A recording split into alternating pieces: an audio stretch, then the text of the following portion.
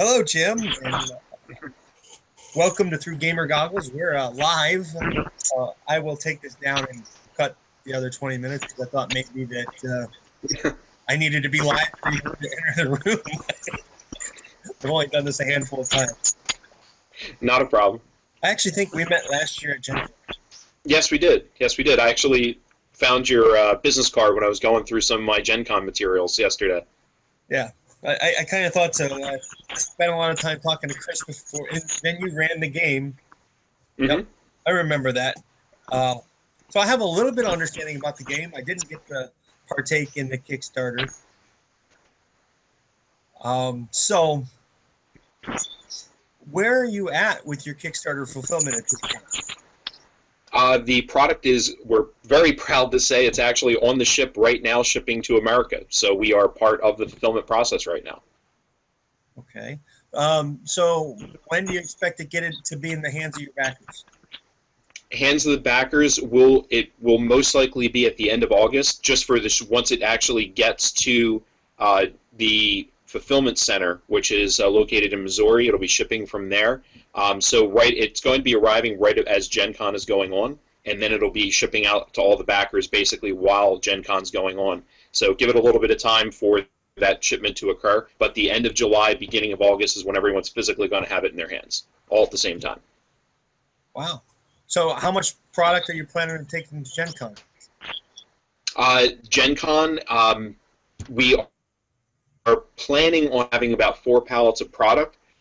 Because the shipment is actually coming in via the boat, and it's going to take a little bit of time. We have our fingers crossed at this point that we're physically going to have products. We're going to have samples definitely, but we just need to make sure that we have the actual physical product there. If we don't, we have a backup plan for it anyway, because the boxes are so large, because the game is a really big game, that we have fulfillment plans that people can buy it, test it, we can explain it live in person, and then ship it to their house right while they're at Gen Con. We'll be shipping it anyway. So it actually might be more convenient for people that way anyway. So if we don't have any product, got a backup plan to make sure everybody's going to get it at the same time.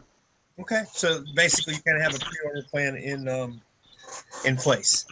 Yes. Yep. Either way, everyone's going to get their product. All right. Let's back up, and for those of us or those people that may not be aware of what Secret of the Lost Tomb is, why don't you give us an overview of the game? Sure. And just to let you know, there's a little bit of a lag time, so if I pause on a question, it's just because there's a little lag time on the live feed. I see that. So the Tomb, for those that... We can go to audio. I'm sorry, go ahead. Yeah, you know what? How about this? I'll turn off my camera. Okay, that's fine. See if that helps. Okay, that should probably help now, because I have your live feed on the other side anyway. Okay, excellent. Okay, so Secrets of the Lost Tomb, for those that are not familiar with it, is our first mainstream game that we're releasing from Everything Epic, and this is going to be a fantastic and enjoyable journey for all. What it is a 1940s pulp action adventure game that sets a team of adventurers against the pits of the tomb, which is a mystical archive of treasures and dangers that appears in the world once every 113 years. Now, if you like games like Arkham or Betrayal House on the Hill, this is the type of style of game you'll really enjoy. If you like movies that are similar to Indiana Jones or Men in Black, or Ghostbusters, or those thematic type of games, you're also going to really enjoy the type of themes we've set up for this. Now, there's literally thousands of games that are on the market right now, and what sets our game aside from everyone else is, one, the size and the scale right off the bat that we have available for you. We have over 119 modular tiles, so every single time you play, it's a different experience. 29 different characters that you can play, and over 25 different bosses in 19 different scenarios that you can play throughout the game. Now, that's talking the entire game in all expansive scenarios, but this just goes to show you the size and the scale and the scope of the Secrets of the Lost Tomb universe is very, very large. So every single time you're going to play, it's going to be a different experience and a fun, unique, thematic experience. Thematic. I like that thematic part. For the basic game, basic setup of the game, I'm guessing all scenarios are a little bit different. So there's probably a different map to create for every scenario? Most of the scenarios will start with the basic setup, which is the initial entrance tiles, and then the tomb consists of 3 different levels. So you set up the base tiles in each level, and you gradually explore the tomb by exploring rooms and revealing tiles as you go. So it's a tile-laying based game, so every time you play it, it's going to be different. But we do have special setups depending on the scenario to make sure that we create the type of theme to get you enveloped into the storyline. Excellent. And I know there's, like, for the characters, there's different cards and things like that. And I know you guys did a second Kickstarter for the miniatures, right? It was a second, it was part of the first.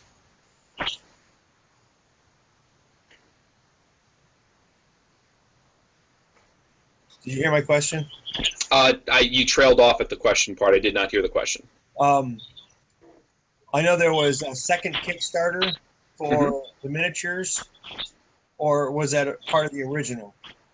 It was technically separate for the miniatures, but it was a continuation of the overall scope of the game.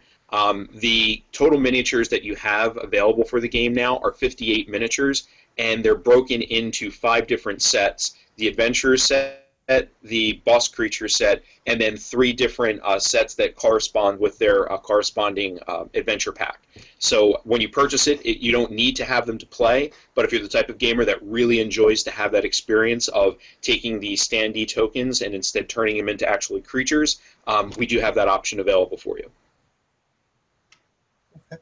That answers that. So what are the basic game mechanics for, I'm sure there's like a thing called combat, and then I'm sure with this type of environment there's also skill checks.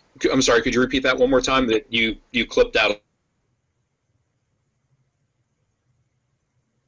What are the basic game mechanics of the game? I'm sure there's combat situations and skill scenarios. And oh, he's back. Where did you lose me? I just got you now. I think you were asking about the game mechanics and how it plays and the types of components that are inside. Yeah, the game mechanics, basically, how does combat work, and how do, like, skill checks work? Sure. So every character has a different type of skill set.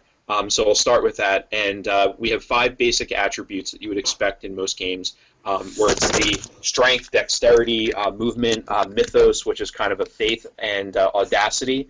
So as you're playing throughout the game, you're going to have a different set of experiences. So when you put your team of characters together, a maximum of 6 per game, you have to make sure it's set up the right way to approach the scenario the right way, because not all the character combinations would be as successful in each scenario. When you experience something, you would go through the dice check, as you had mentioned. So, for instance, if you went in and you encountered a trap, and it was a strength trap, it would say to take your strength roll, and you take what your component roll of your character card would be, and add that to any of the attribute additions that you had by exploring the game. You'd explore, and you'd roll against that check to see if you were able to achieve being able to succeed.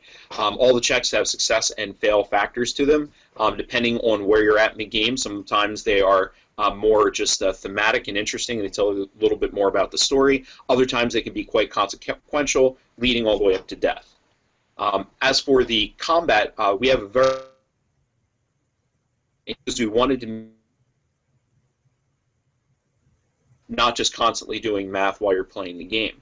So when you're rolling the game, the creature cards are set up in a way where you just build 1 dice pool, which is a really fun aspect of our game. It's not just rolling a couple die, but it's like rolling a cascading of dice where you can roll anywhere from 5 up to 10 or 12 dice in order to do your check against them. That single roll will determine the attack, defense, and damage to both you and the creature. So it's a very streamlined, simple, easy to understand, fun, and it keeps the game rolling quite nicely.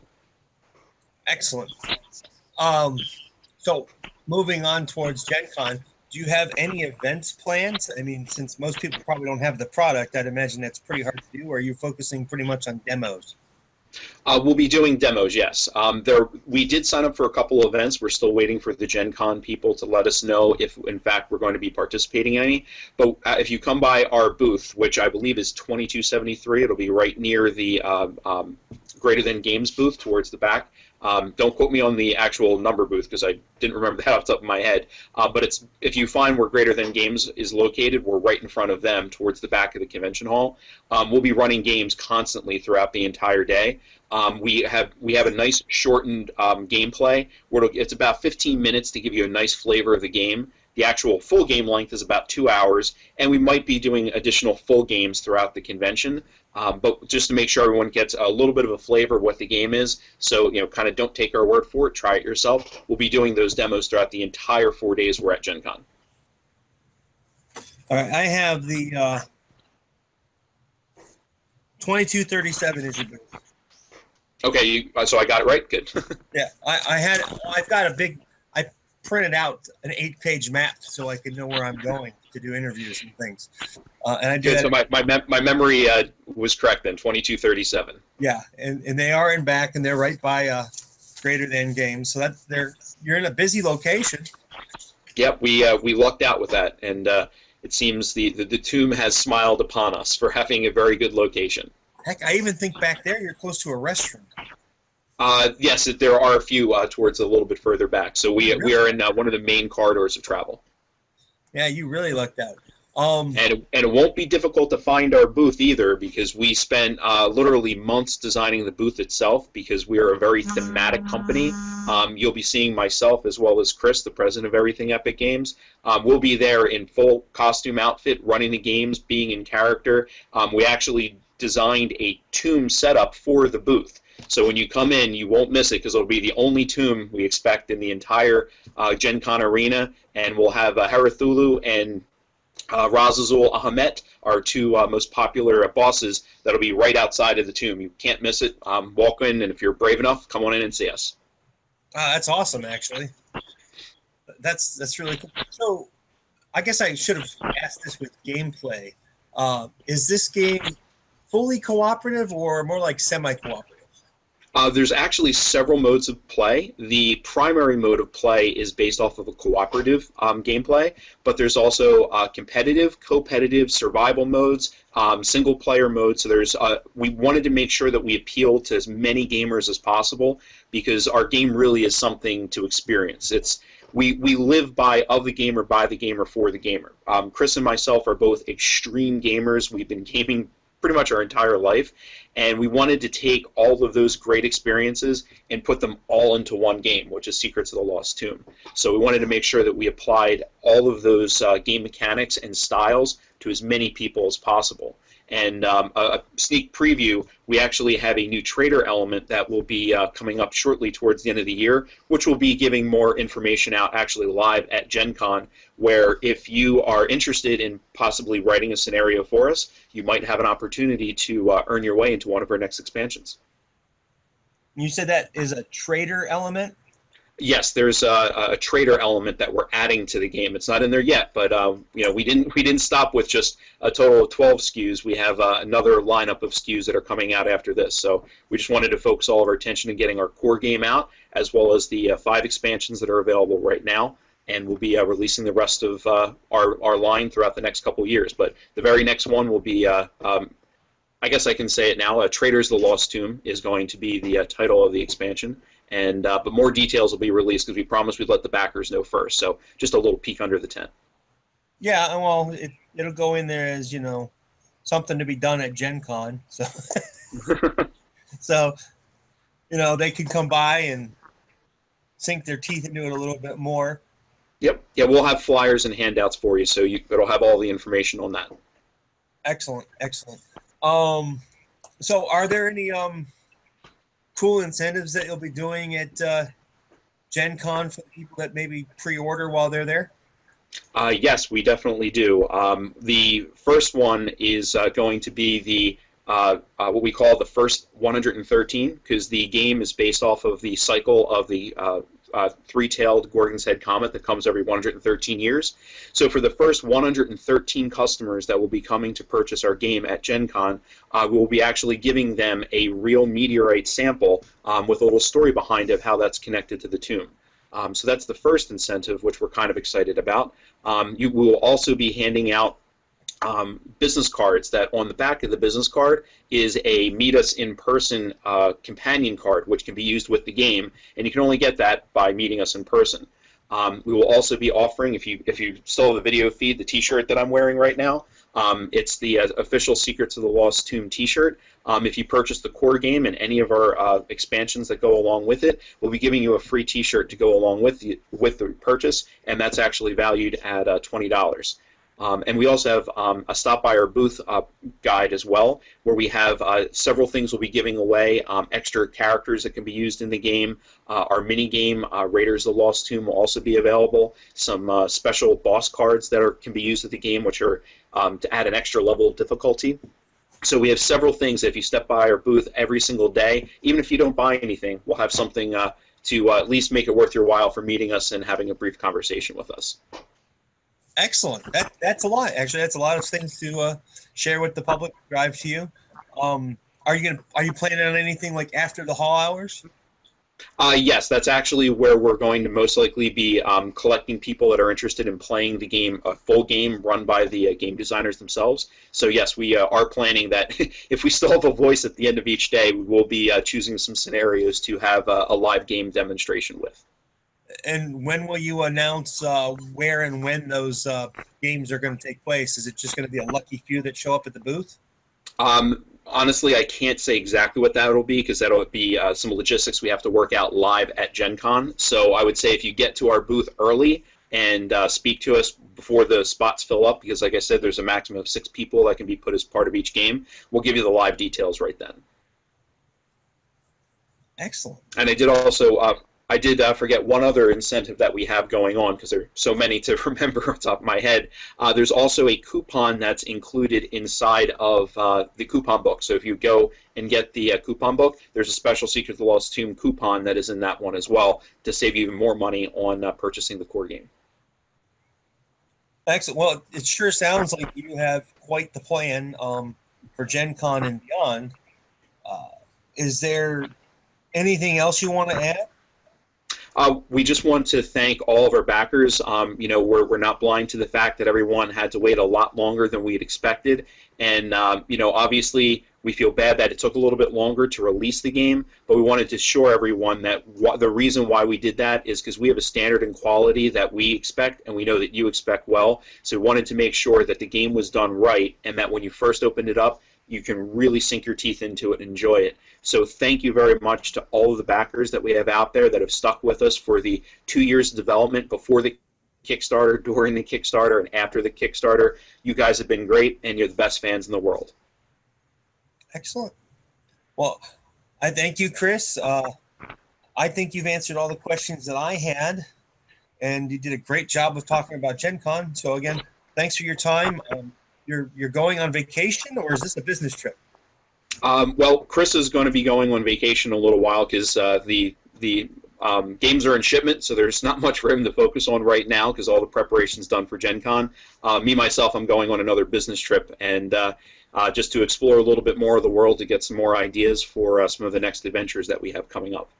Well, you'll enjoy Russia. I did. Thank you very much.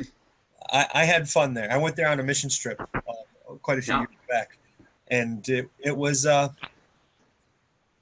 different government then, but it was still very interesting. We're looking forward to it. I've had a chance to visit a lot of the world this year. I've been just in 7 countries, including the United States, just this year, and I've brought back a lot of experiences from China and Mexico and Russia and the Middle East, and it's a really fun and exciting way to learn more about the world, which we incorporate into all of our stories because we really enjoy sharing those stories with our fans. It's really cool that you can use it as a tax write-off, too. That's true. Well, because it was all research. Yes. Yeah. Anyway, I'm sure you got a lot of packing to do, so I'll let you go. And I appreciate the time that we've had. This was a blast, and I learned a lot, and I'm really looking forward to swinging by your booth at Gen Con. Again, that's booth 2237. 2237. And Matt, thank you very much. So on behalf of myself, Jim Samartino, Vice President of Everything Epic Games, as well as Chris Batarlis, who's the President of Everything Epic, thank you very much to yourself as well as your listeners and all of our fans. We really do appreciate the support in helping make our dreams become a reality. All right. Thank you. And gamers, have a good day. Thank you very much. Have a good one.